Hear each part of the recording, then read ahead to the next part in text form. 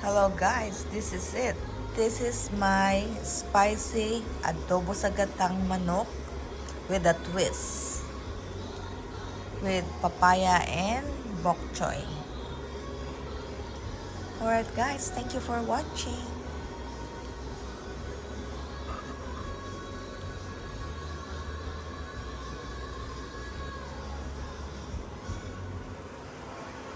Bye-bye. So, ayan guys, nagluluto ako ngayon ng adobo sa gata. So, I use chicken thigh.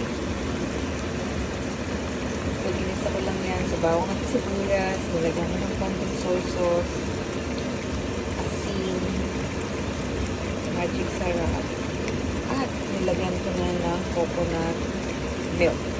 But later, I will put coconut cream as well. But this time, I will cook this with a twist.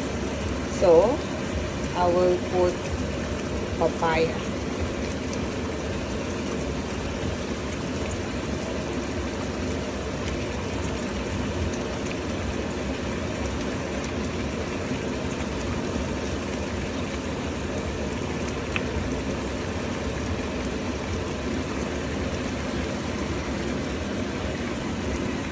Haluin lang natin siya hanggang sa medyo maluto. And then later, I will add the coconut cream.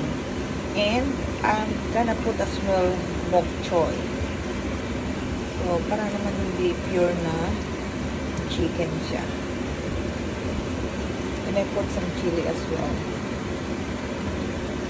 So, that's it. We'll see what's gonna happen later.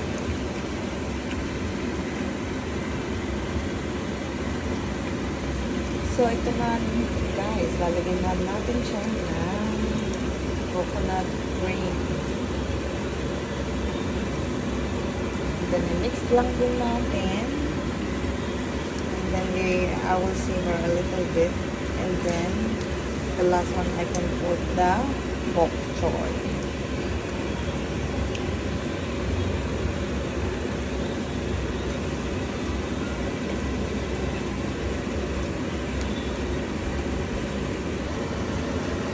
So, lastly, we're going to put the bok choy.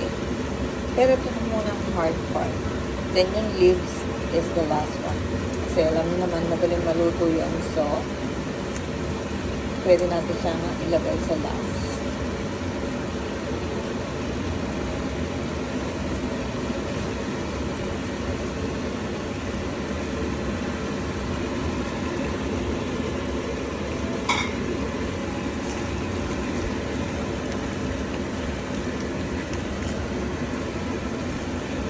So, I put 3 different chili.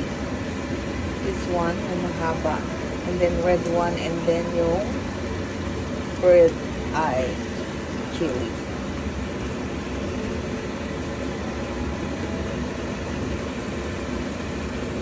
And lastly, guys, we can put the bok choy leaves. Only a couple of minutes and we're done. Alright guys, thank you for watching.